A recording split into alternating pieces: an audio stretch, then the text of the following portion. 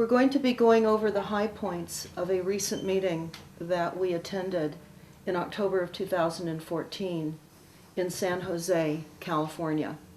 This was an IEEE Technology Time Machine, a symposium on technologies beyond the year 2035.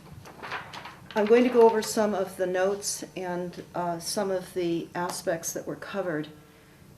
In many instances, this is quite astounding, and so I want to share that with those of you that are watching. While IEEE indicated, which means Institute for Electrical and Electronic Engineers, that this might be on their website and might be available to IEEE members, certainly we're not an IEEE member, and so I felt the best way to get some of the most important pieces of information out would be to get it out this way. So here we go.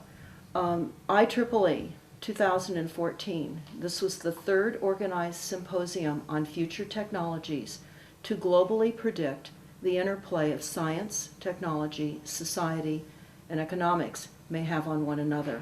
Multiple feature technologies will be discussed. They go between attendees and speakers, and they're bringing the world-renowned experts to present this 2035 vision for each of the 6 areas described, and 2 expert challengers will further examine the vision and provide a course that extends to roundtable discussions, followed by interactive readout of all to partake. The participant conclusions reached will be edited to create a series of formal white papers through the assistance of experienced science and innovative journalists. Now, what I just read to you right now, they said participants will gather in roundtables and have discussions. This is a giveaway to the Delphi Technique. And for those of you that are unfamiliar with the RAND Corporation's methodology in mind control at symposiums, even at an IEEE symposium, you need to understand how we have been manipulated on all levels in society and on a global basis with the Delphi Technique, which literally is an extension of the Tavistock Institute and is mind control of all meetings. All meetings are controlled through a predetermined outcome with the illusion of public participation, when in fact it is already decided. That will be on stopthecrime.net with the IEEE Delphi roundtables that were at the back of the room with easels. They had trained facilitators that wrote down the questions, and it was very disturbing to see how these designers of the future and engineers were being tricked and being literally Delphied. But here were the topics and the reason that we attended. These topics were very interesting. The themes: future of energy, production, distribution, utilization, policy, disruptions ahead, and geographical changes. Future of fabrication, robotic networks, atoms and bits. Functional of 3D printing and biosphered manufacturing, sustainable manufacturing, and smart materials. Future of healthcare for the next 6 billion people. Do-it-yourself technology enabled or top-down. Changing our genes. Microbots, cyborgs, unlimited lifespan. Future of humans. Containing cyborgs. Transhumans. Ambient awareness. A sentient world. Enabling connections. Bioengineering, brain-machine interfacing, small world math, sensor-based, body area networks, personal area networks, future of networks, from infrastructure to fabric, to the Internet of Things, the communication fabric, data as the fabric ingredient, emerging, evolving behaviors. Future of processing, distributed and or clumped, aware and or emerging behavior, cloud and or fog driven, approximate neuromorphic and quantum computing. They have abstracts listed on each topic, and one of the aspects of this meeting that was so interesting is that they literally did bring speakers from all over the world, and including top execs from GE, from Carnegie Mellon, from Stanford University, which is of course local to where this meeting was held, Georgia Institute of Technology, and many others. I wanted to go over some of the notes that I took during this meeting, and just some of the high points, so that you can get a flavor for what was discussed. Caltech. The speaker indicated concerns of human species reaction as all of these technology changes as a human threat. And I have to say that some of these speakers did not speak English very well, and we had a very difficult time understanding what a number of them were even saying. But there was a speaker from Stanford discussing healthcare. And the first and most important aspect of the future of healthcare will be based around weight management and sleep deprivation. They say sleep are main drivers. So healthcare, weight management, and sleep deprivation.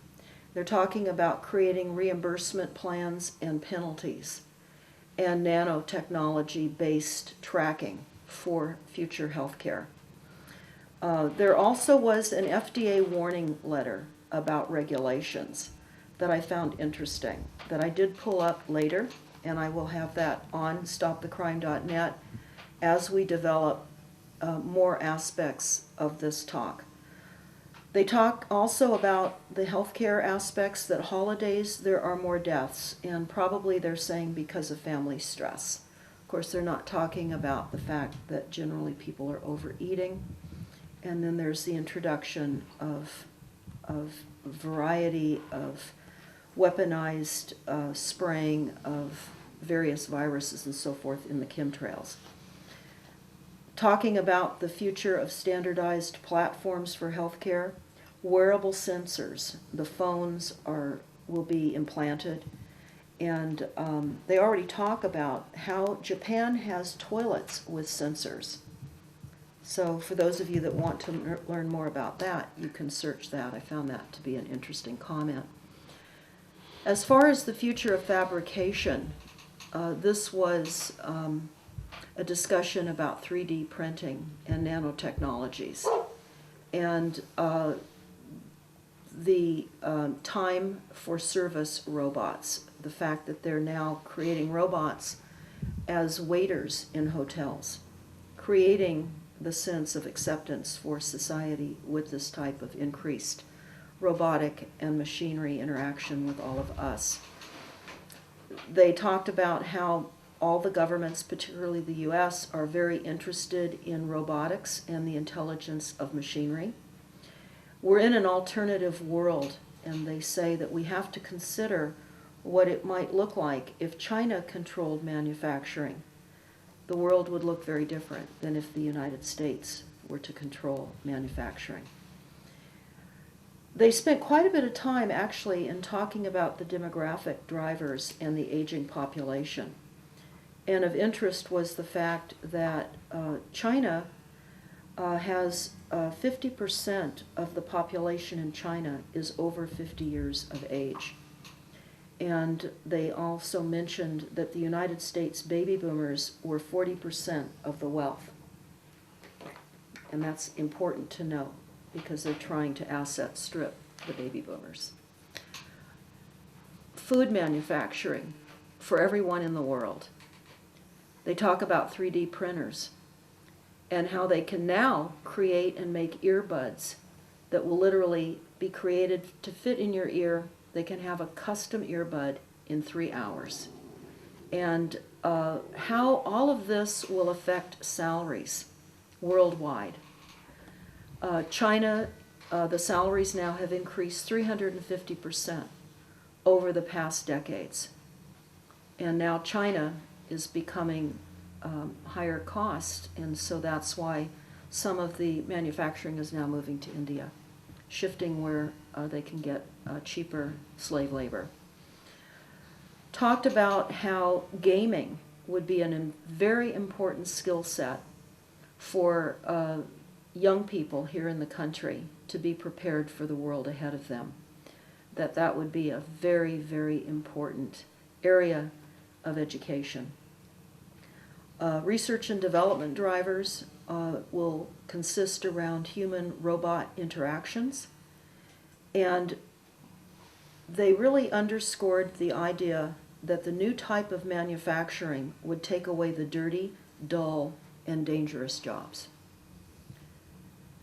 They'll have, with the introduction of machinery and robotics into manufacturing, they talk about the predictable quality, such as in auto manufacturing and in the plants, the assembly lines. They say with humans, they'll have a series of Monday cars, and then they'll have a series of Tuesday cars, because people are not as consistent.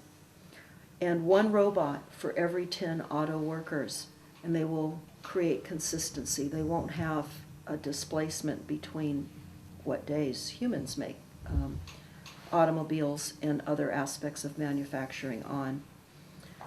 Again, quite a bit of information about the Internet of Things and how products will be built in the future. They talk about how warehousing will change, distribution will change, and that will be because of the efficiency of robots. That warehousing and density will triple because of robots.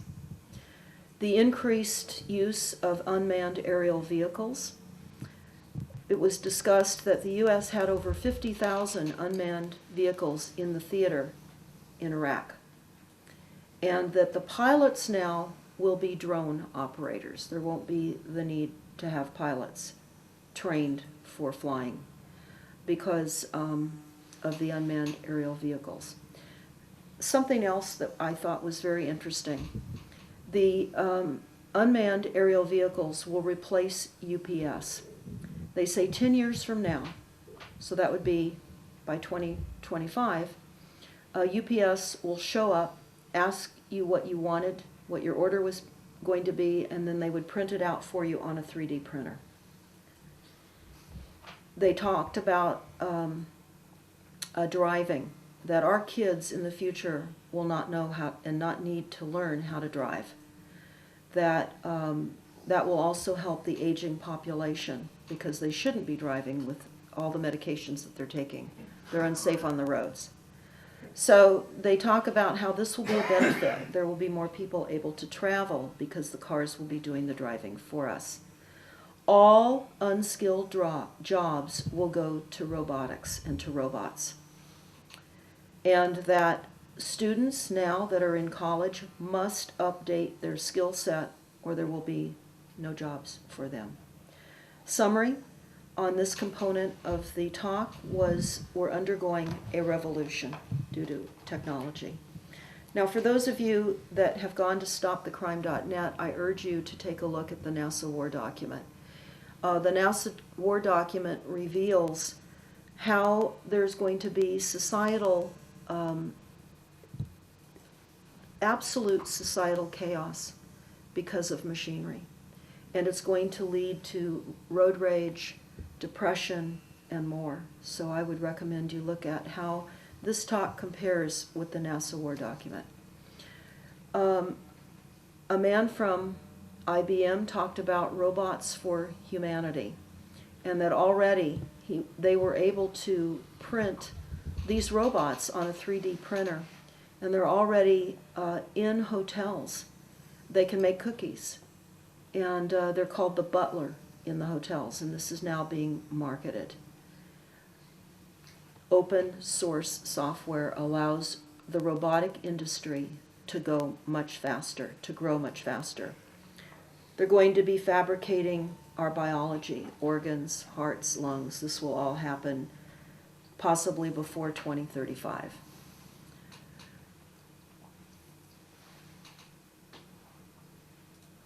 There will be forces that will try to prevent technology, but the technology will win in the long run. And that Silicon Valley, of course, as we know, is moving forward with big players. So what we're hearing here is the corporate structure moving and changing global society and global behavior. It's important to note that IEEE is incorporated. It is listed on Dun & Bradstreet. They're doing business for profit, as most of these corporate agencies that are changing us without our awareness, without our vote, we're being systematically changed. In other words, we're really in a technological death trap as humans without any understanding of the extent of what's occurring. Market forces will drive new standards. Well, one of the examples of standards would be the standards for EMF, electric magnetic frequencies, and those are just simply standards driven by market forces, despite the effects of the impact of pulse microwave frequencies on humans. Because remember, we're not only USA Inc., we're now Earth Inc., and the corporate charters are void of recognizing human life. That is my addition. That's not from the notes here that I took. They say right now we are in the Stone Age, because what we're going to see in 2035, again, human body parts will be made, human spare parts will be made, lungs, liver, muscle tissue, etc. And there will be political issues about robotics, international. They say that the forces are changing mass production. This I found very interesting and very concerning. GE said that there's a revolution in technology, that everything will be tracked from the manufacturing of that product to its end use, to its recycling point. They will know where every product manufactured is. Everything will be tracked. Because of this global centralization, languages will be easier to understand between different countries. IEEE owns the Wi-Fi standards and says they do not make any money on it. Again, Wi-Fi standards are frequencies. Barry Trower certainly has a lot of information about the dangers of Wi-Fi in schools. We know that our children now with Common Core are all faced with Wi-Fi tablets, and it's causing cell breakage and a variety of behavioral ramifications, sleep deprivation, which is what they said would be one of the two top health concerns going forward, weight and sleep deprivation. Well, that's of course being created by the bathing of the globe in frequencies. Cell phone towers, antennas, all of our wireless devices. They go on to talk about how ultimately engineering and science will be good for mankind. But there's an alarming lack of trust in society. And when I mentioned the Delphi Technique, I certainly wanted to point out on the various tables that we visited after some of these presentations were made, they had questions on each and every single table. There were 5 questions. They were all the same. And the questions remained the same for both days of this 2-day conference. And I'll find these questions in a moment and read them to you. Very disturbing, again, part of the Delphi strategy that was deployed during this meeting. They talked also about the need to start making real sense out of medical data. And that big data will be now collected and available on everything. And they will be putting all this collected data to very good use.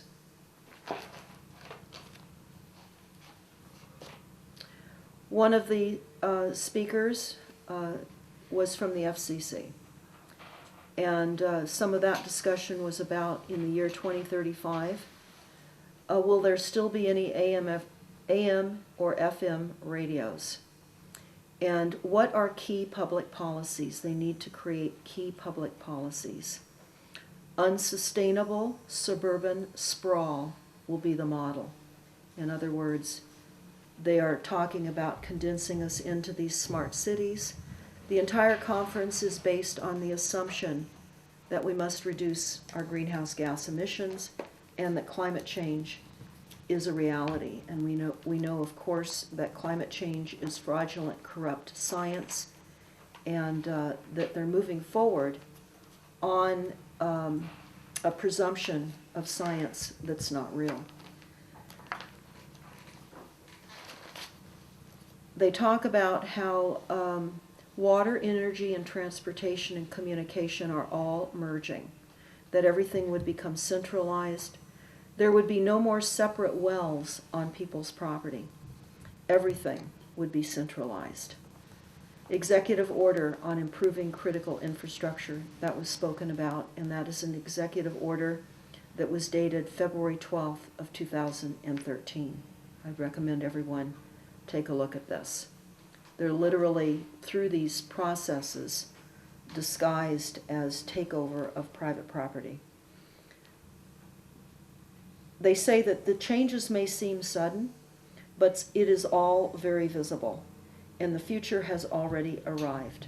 The problem with the arrival of technologies is that it's not evenly distributed.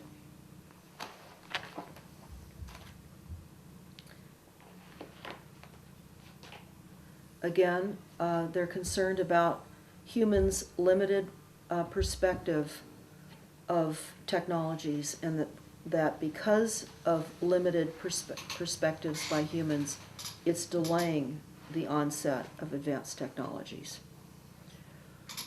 Talked about how the TV news is going to continue being on the air even though the mega propaganda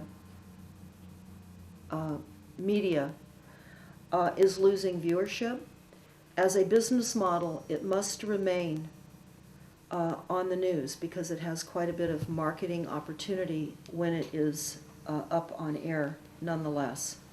And they said there's no reason to turn it off. So essentially, what we all know, of course, is that the media propaganda is continued on every level.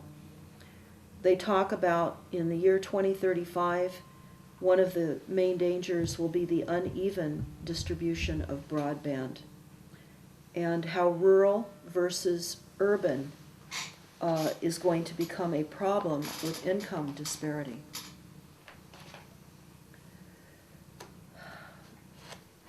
This I found interesting because this keys to an interview I did with Barry Trower, which you can type in, the cooking of humanity. They talked about billions are being spent to increase the spectrum. 700 billion are being spent. And the military and radar is on the coastal areas. So again, the cooking of humanity, our research team found a document on the White House government website that really does address radar on the coastal around the peripheral of the United States. By the year 2035, we will all be able to make custom movies and video games in our homes. Residential network will no longer be on poles or in the ground, and they will have a monopoly on all of this. Could things get worse? They talk about technology gets better, but society doesn't. Again, massive income disparity, and there will be increased tension between city versus rural dwellers. This was interesting, and again, this was by the speaker from the FCC, and I was rather stunned when I saw this on the PowerPoint. And we will try to get this from the IEEE website once it would become available, if this is released. It was discussed about if RF radio frequencies were to be discovered to have significant health risks, that could change the conclusions that are being made right now. And of course, we know many are contending, and we know that the increased frequencies are damaging all living organisms on the planet. I found that interesting that they would add that in. By the year 2035, everything will be wireless, absolutely everything. In fact, we will communicate through the extension of our hands. We'll always be connected. The public will always be tracked, everyone connected, increasing capacity problems with humans, not machines. So humans are presenting greater problems. We don't have the capacity that machinery has. They'll need more licensing and more creative opportunities. They're going to put antennas inside our homes and inside us versus outside. They need antennas where people are so that we're always connected. Again, they recognize the huge challenge of privacy, and this will lead to a significant societal change globally. The future of networks was presented by a speaker from Japan. I could not understand him very well, but he was talking about brute force, that there will be 5G and higher frequency spectrums, and they want to tackle worldwide coverage. That some of the frequency opportunities have short bandwidths, and they need to create a greater capacity to hook us all up.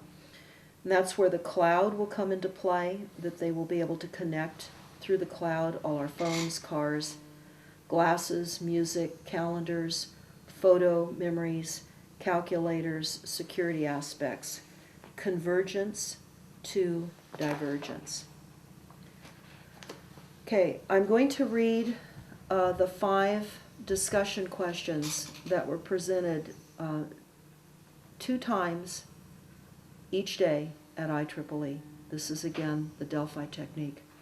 And this was presented at these round tables, about 10 per table, with an easel, and there was an aficionado that would write the questions down, and these were the questions that were asked of the designers and the engineers of IEEE. Number 1, what technological breakthroughs seem unlikely today, but if they came to pass, would cause drastic changes to the world?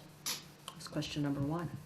Question number 2, what technology evolutions are likely to happen, but are unlikely to be accepted socially and culturally?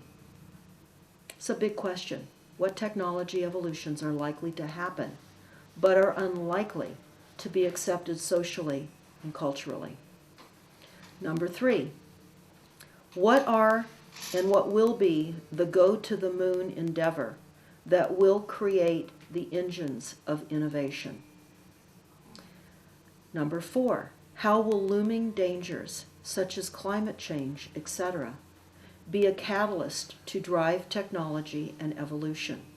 And number 5, we're experiencing a waning trust in technology and science, both because of technology shortcomings, multiple gigantic data breaches on credit card information happening globally, and deep-rooted cultural opposition, fundamentalisms and dogmatic religions. Again, they're designing the questions. Can we migrate through this trend through scientific education and better communication? So they're getting pushback. People are feeling they're being outsourced by machinery and by technologies that they've not considered and certainly have not been presented to them. This is, again, the fear in society. And so they're asking all the attendees there, how can they brainwash society to accept all of these technologies that are destined to occur? The FAA will regulate the airspace in 2015 for drones. Bell Lab talked about cameras on people and how this changes people's behavior. how the cameras on law enforcement has absolutely changed the behavior in law enforcement. And again, cameras will change behavior. So they believe that through greater surveillance and greater camera viewing of all of us, our behaviors will be changed, they say, for the better. In Russia, almost everyone has a camera. Bell Labs right now has a team working on using copper in our homes. It's a new tech to use copper lines in our homes to transmit frequencies. A new way to use existing copper. This is right now being looked at Bell Labs. FCC voiced a concern. The presenter from the FCC, the concern was invisible evil force. Of course, that's what many people believe. Bell Lab talked about the impact on behavior in having police carry the cameras and enhance communication, and how cameras will change behavior globally. And again, that all the new tech will increase the spread of income dramatically. They talked about new technologies that are already available but have not yet really been presented, such as graphene, graphene. I would recommend everyone do a search on graphene. We do have a piece on stopthecrime.net, so you could go to the homepage of stopthecrime.net, type graphene in on the search engine. This is an extremely important change in solar panels. This is lighter, it's as thin as paper, and it can roll out, and it's much more affordable and has 50 to 100 times greater capacity than the current, now archaic, solar panels. It's just not allowed to be out on the market in mass production yet. Again, everything has planned obsolescence, so by the time we get loans on our homes to meet the renewable energy requirements to reduce our greenhouse gas emissions in our homes, they come out with something that's easier to implement, less money, and much more efficient. So I want to turn everyone's attention to graphene, graphene. There was a quote Carl Sagan said while he pointed to his head, that our head is a machine, machinery and self-awareness and consciousness. We will have self-aware and conscious machinery, and by the year 2035, there will be more intelligent tasks, and humans will not be able to keep up with computers. And they talk about how we lack security schemes to handle this technological evolution, that these are huge markets and that they will have huge profits, and that society also naturally devalues technology. The more that society counts on it, the more that we take it for granted. They talked about how the public is naive. The designs and designers are becoming more complex with technology, and this, they say, will be great for the elderly. Again, the stated goals and the real goals. They continued to talk about challenging our definition of what is human. So this is what we're all facing, a redefinition of what is human through these technologies. MIT will slap ethical frameworks and you will change. This I found very interesting. Because our time frame now has changed because of computer time, our younger populations already now view time and life differently than older generations that are not as adapted to the computer technologies and other technologies. And what they said they're doing is they're changing all the programming. Everything that we see in the media, on television, is being changed so that it fits in with the speed of the change of technologies. And what do they mean by that? Well, they used nature programming as an example. National Geographic, for example. In the real wild kingdom, the animals are lying around and they're conserving their energy.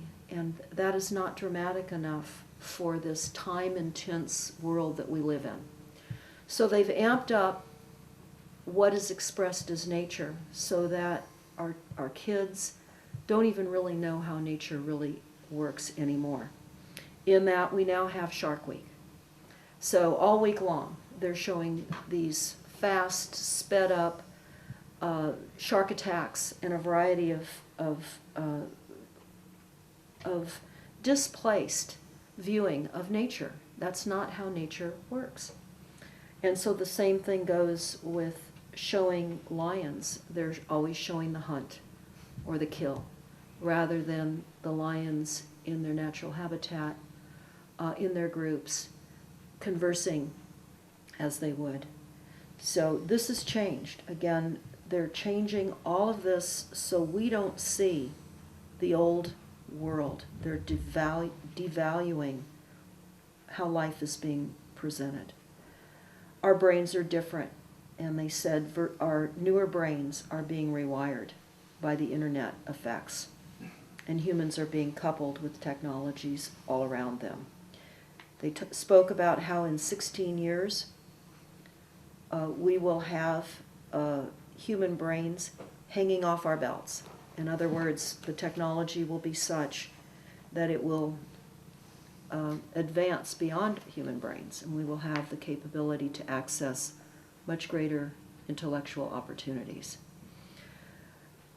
During our lunch, we had a talk presented to us from a professor, and it was all about the big brain, and I thought that this was very interesting. And they were throwing cognition into technology. And they talked about the non-humans, and humans have low bandwidth. Technology will carry the burden now of cognition. An interesting comment that was made is we will not have to remember. We will not need to have our memories because we will be relying on computers to remember for us. So we're literally being phased out of the equation, and that's what this IEEE was all about. The evolution of humans. Telepathic helmet with DARPA. Well, we know that they have synthetic telepathy where they can literally talk in our heads now. So they weren't coming clean with the complete advancement of technologies, but I referenced in my notes for everybody that's listening to what I'm discussing right now. Again, go to the NASA War document on stopthecrime.net, and they'll talk about plug-and-play technologies for education. This is basically the big global brain discussion.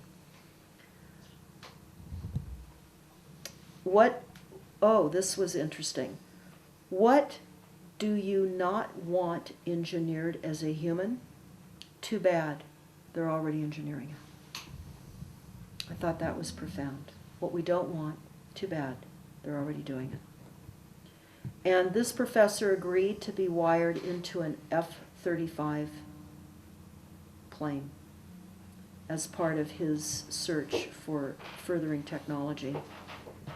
Technology has accelerated so fast, they said that laws are helplessly behind.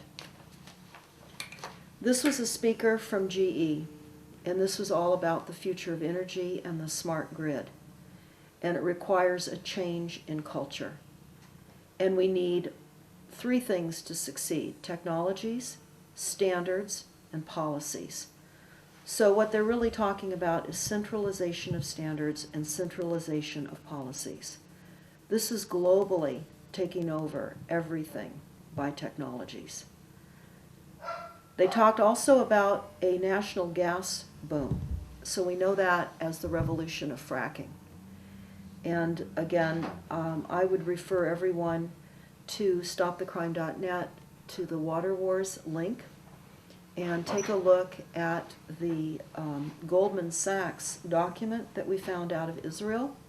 They talk about the revolution of fracking and water wars.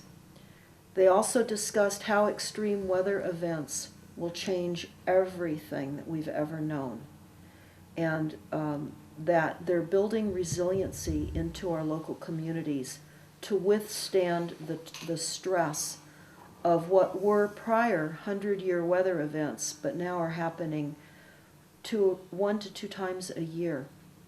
So, of course, we know that geoengineering is the deliberate large-scale manipulation of the Earth's climate.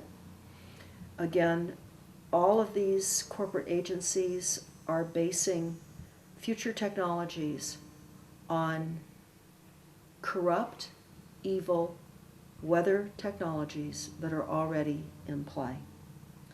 And this is important to understand. I know most of you do.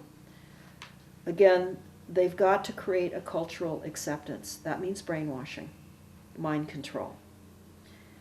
And they say a current GE survey, again, surveys are always skewed to change the perception for people that look at these surveys, but here's what we were told.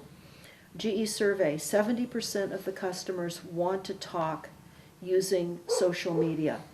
They don't want to use landlines. I'm not so sure that we can rely upon that percentage in that GE survey. That's only being able to push their agenda of technologies. They again talked about how we will be living in a world of CO2 reductions, and that there's a Harvard study on CO2 reductions. That gas to exceed coal by the year 2035. And now that will happen, actually, they said, by the year 2025.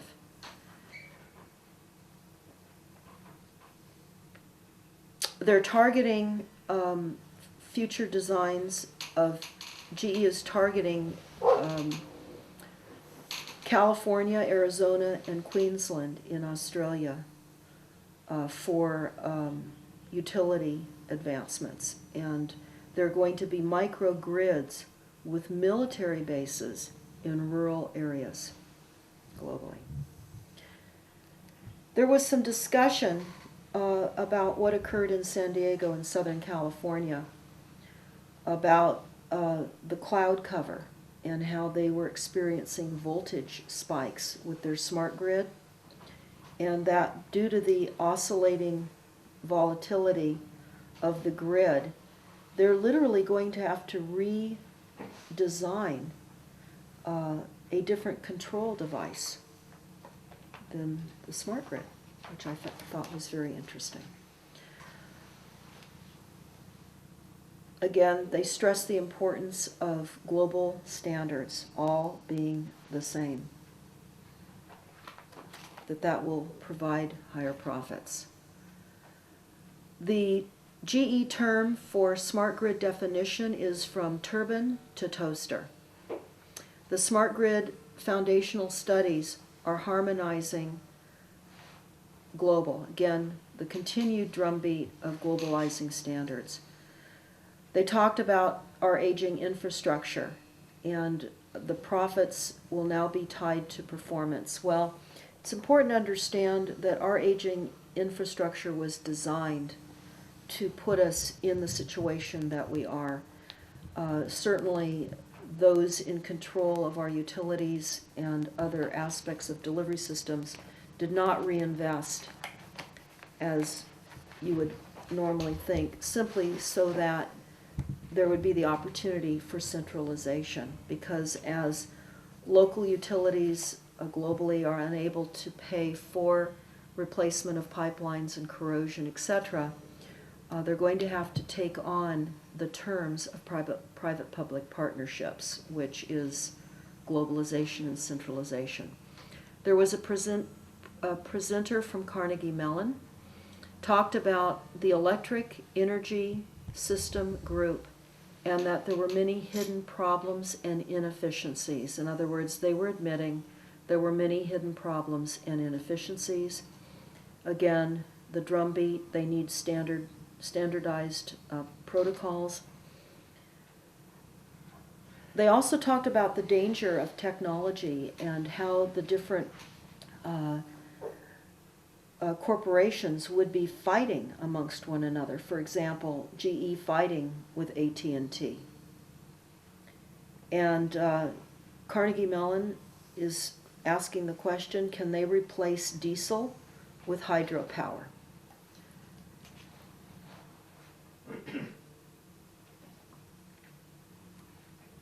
Again, climate threats was something that they talked about throughout the entire program. We'll be living in a carbon-constrained world. And we will have really, really hot summers. And then they talked about a global map of global hot spots throughout the world. So I would recommend everybody search that, a global map for hot spots in the world. That was shown on the PowerPoint. And how this will affect livestock and how many people will die. And they are wondering and questioning if the populations understand global warming. They certainly don't understand climate change. Well, they don't, because certainly most people are unaware that that's all being engineered.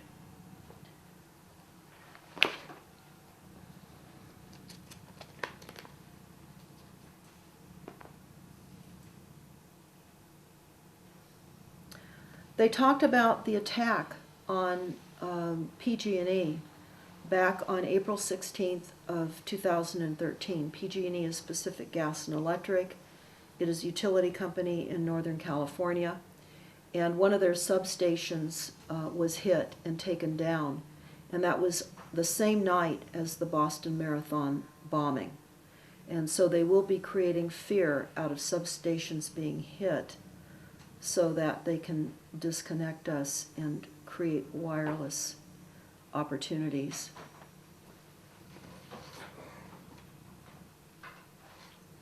Again, there's the constant discussion about the impasse between urban areas and rural areas, and that they will standardize all the city or urban areas first, and then they'll move the dollars out to the rural areas. And they talk about how the urban areas will have the majority of the money.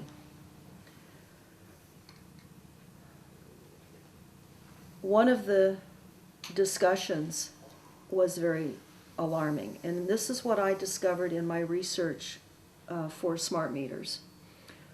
We know that renewable energy resources are not reliable. Wind and solar and hydroelectricity generation are not reliable. In fact, here in the United States, they're eliminating the dams. They're eliminating hydroelectricity opportunities. They're planning to eliminate thousands and thousands more throughout the United States. So because we know that the renewables that they're pushing us to transition onto are not reliable, what they are saying will happen is that nuclear plants are a must. GE said that is a must. That's where we will ultimately go. I don't know how many of you are aware that in Northern California, in Bodega Bay, back in the 60s, PG&E was promoting a nuclear plant, and that was shut down. I would recommend that everybody understand who PG&E is. You can type in PG&E in your search engine, and you will find, followed by Rothschild, and you will find that PG&E is run by Rothschild. PG&E attempted to put a nuclear plant in Bodega on a fault, the San Andres Fault, in the 60s. They were stopped, even though they started construction. So this is our future.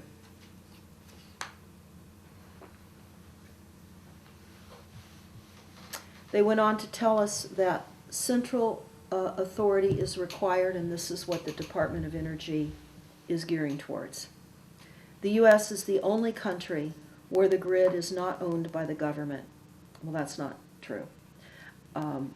they're not, of course, defining what the government really is. And the government is a maze of corporations, and we are most definitely owned by these maze of corporations.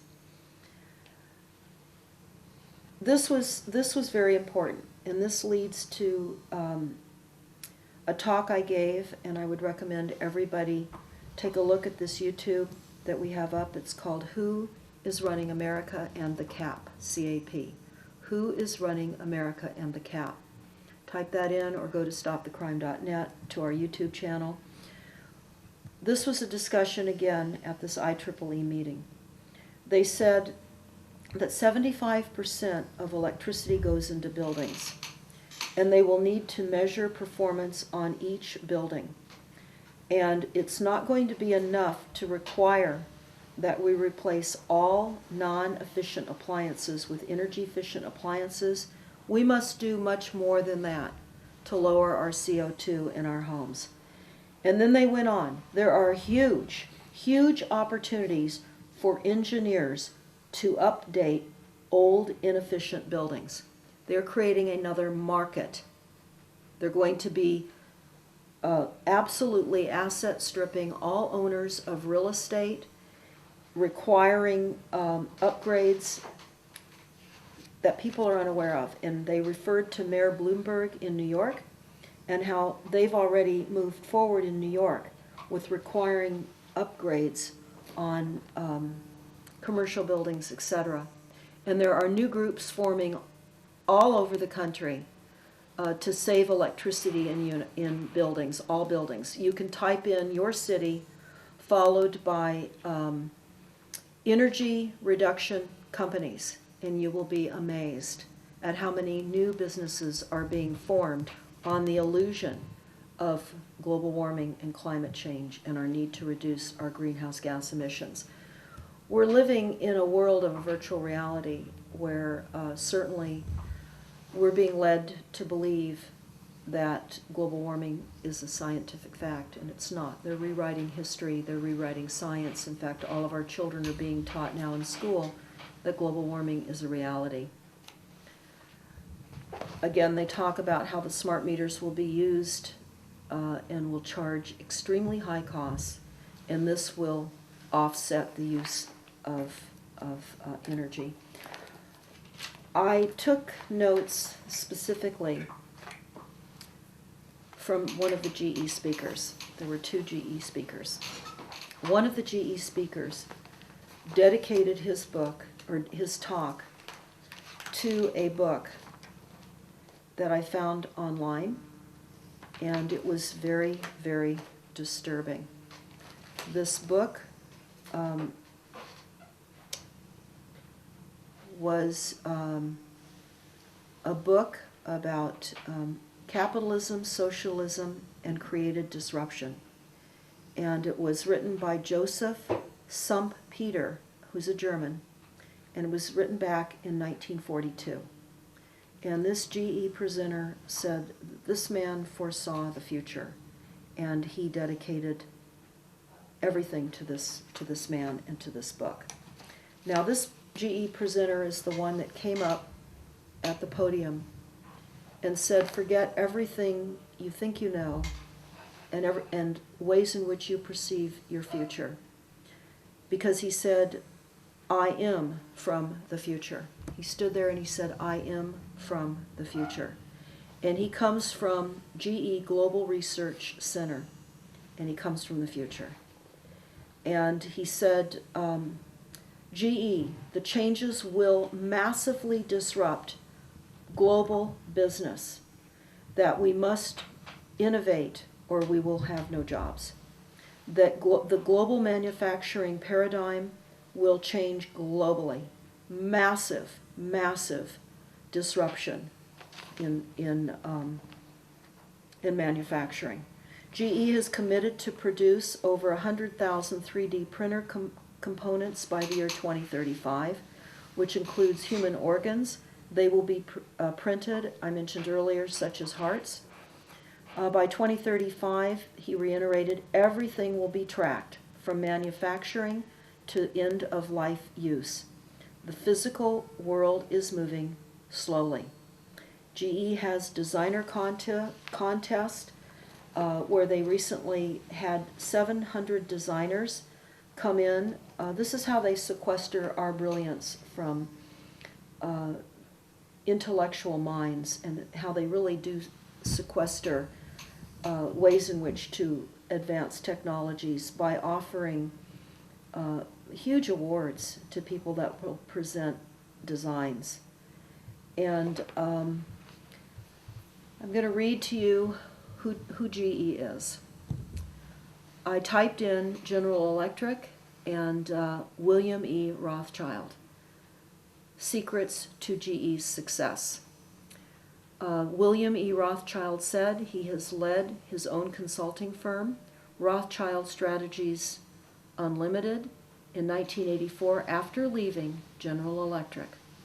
So you certainly can understand the tentacles of the banking empire are woven into all aspects of future technology. And the world is being created without humans because we don't have the capacity of machinery. The future will be better if you forget it, the present. And you can forget to remember because you don't need to remember anymore. Memory will be the computer.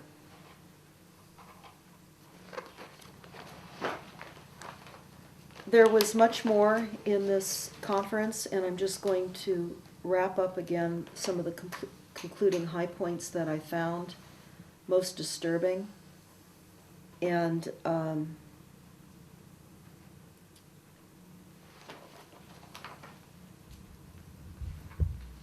the information age is over.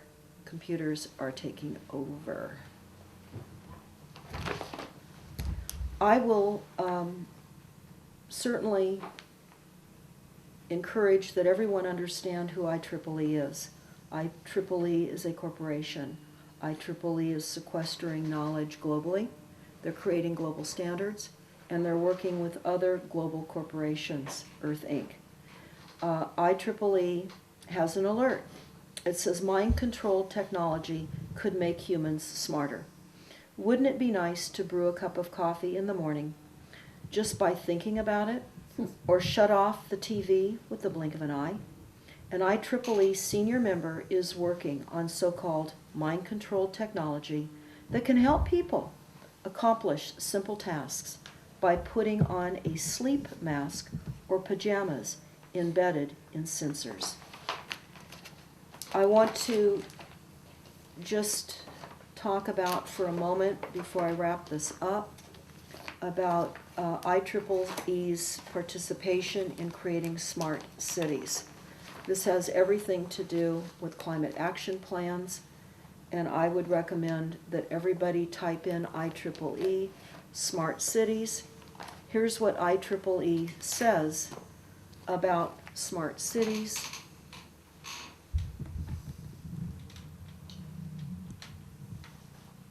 This is an alert. This is land theft.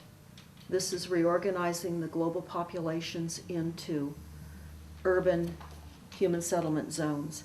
And IEEE says the United Nations predicts a near doubling of city dwellers by 2050. The global population will increase from 7 billion to 9 billion. UN forecasts with the urban population to grow 2.5 billion. They talk about the high cost of living, increased crime rates, massive investments in infrastructure, exponential growth of data, and potential cultural clashes. So I want to alert everyone again, IEEE is involved in moving you off your farms and ranches and consolidating all human activity into these smart cities. I want to thank you for bearing with me as I went through these notes. We will have more detailed information as we transcribe more of our notes. Again, this is the IEEE conference in San Jose, California, in October of 2014, and this is the IEEE Technology Time Machine. Thank you.